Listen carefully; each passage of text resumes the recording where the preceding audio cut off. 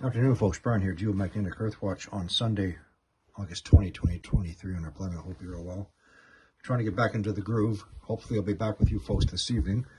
I'm still on evacuation alert.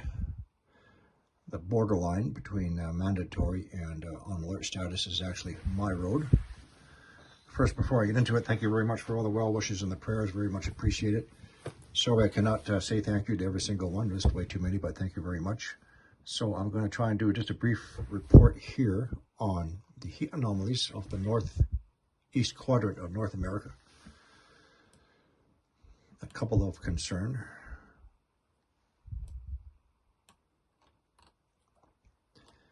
So this one off the coast of Newfoundland. So I checked the coordinates on this one. Now, this is the first time this has ever popped up on firms. This may or may not be the Hibernia platforms. However, the coordinates are slightly off. So for now, I'm going to ignore that one. However, off the coast of Maine, where are you? Here you go. So we have two here off the coast of Maine. That is 336 degrees Kelvin. And two within Rockland Harbor.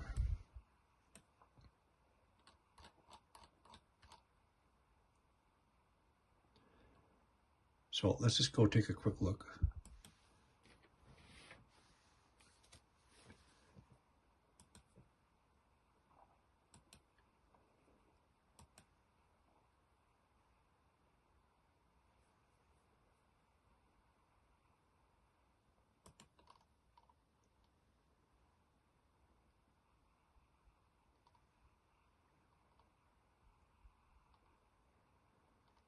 Let's take a look at Rockland Harbor.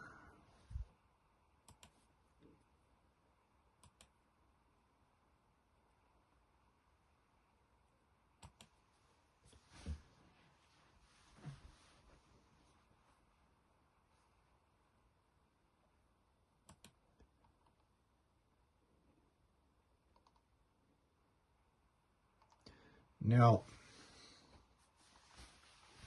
this has been a repeated occurrence. One moment. Let's get resituated here.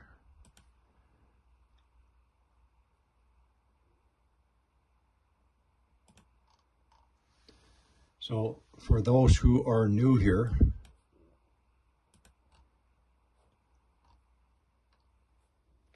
one moment. So there's a line of undersea mounts being submarine volcanoes.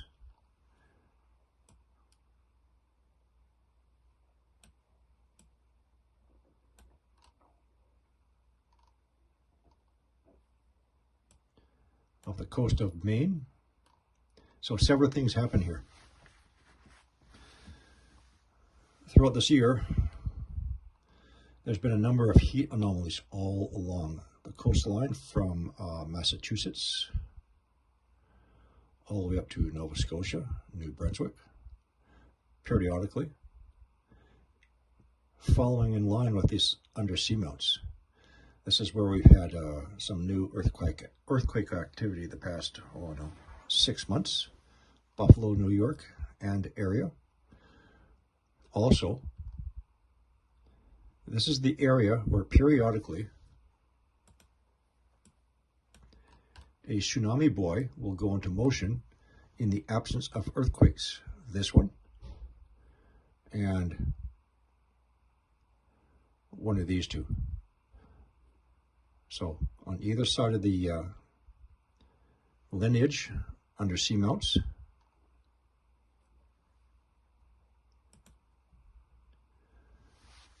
there's also been heat anomalies in the continental shelf between Massachusetts and Nova Scotia. So just before the wildfire broke out here in Nova Scotia earlier this year, 2 days prior, there was a heat anomaly detected just on the entrance to the Bay of Fundy here. The following day, there was a small earthquake on the southern tip of Nova Scotia, and the following day after that, we had a massive wildfire breaking out in this area here, Shelburne, Nova Scotia.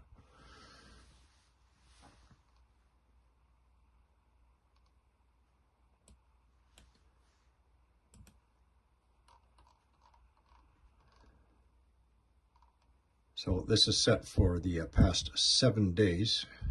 Let's go to just current here, past 24 hours.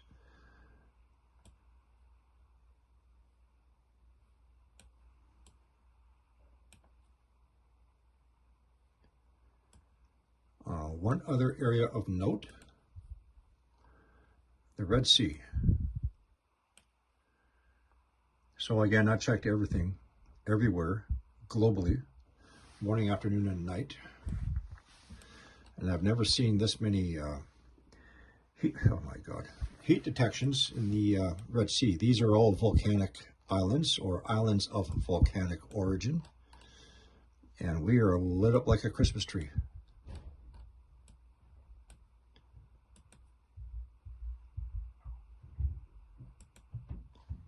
So this is the past 7 days. I've done 2 videos on this area recently.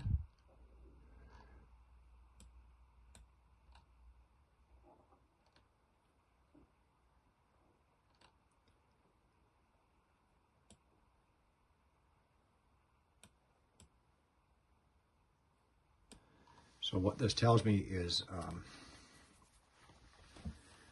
a lot of upwelling pressure, heat up through magma plumes.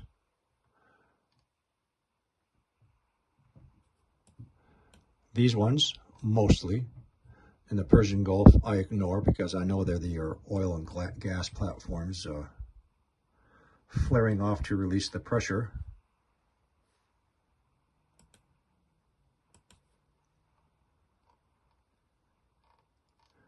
Perhaps not all of them. Anyway, like I said, I'm trying to get back into the groove. Hopefully I'll be back tonight to talk a little bit about preparedness.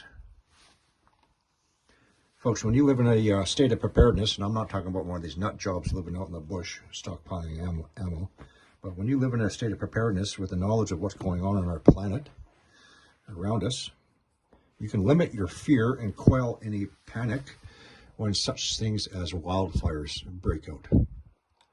You know what to do. You're prepared. You're not one of the ones panicking, lining up at the gas stations where the gas stations are running dry, or you're running to Walmart to get your packages of bottled water, and there is no more bottled water. Just one quick example before I go. So this, let's go back 7 days. So in the middle of this mess here is the Rose Valley Reservoir, where much of West Kelowna gets their water from. This is contamination beyond the point where they cannot boil it. So there's an example of having a stockpile of your own water.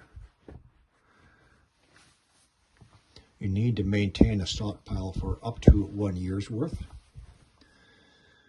You have to work to that level, 1 year's of water. And again,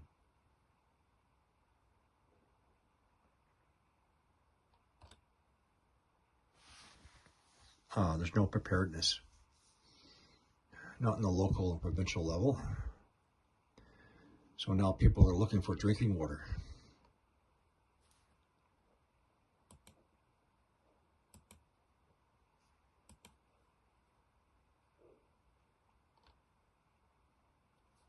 Now,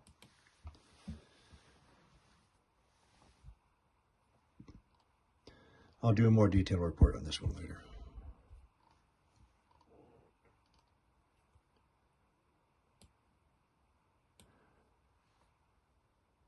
I understand that, so I did pick up on the earthquake swarm in Southern California, I believe is north of Ventura region, as well as you have a fire situation. I understand you have a hurricane developing offshore.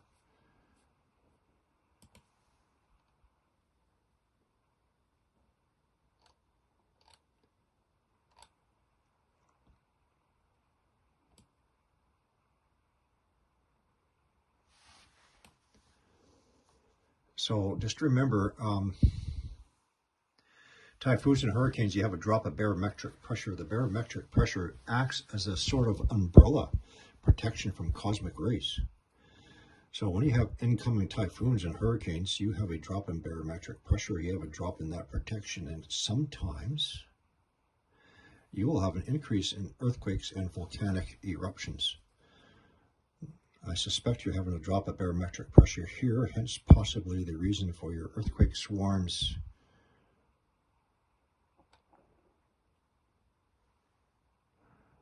Somewhere in this area.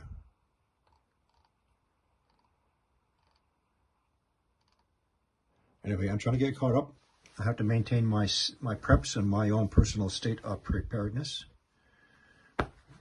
Every time it happens, it is an exercise you learn from your having to actually go through it, and you ask yourself, how can I better prepare myself for the next situation when you have to bug out.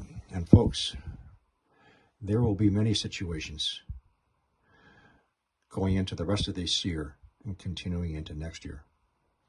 Right now we're thinking about wildfires.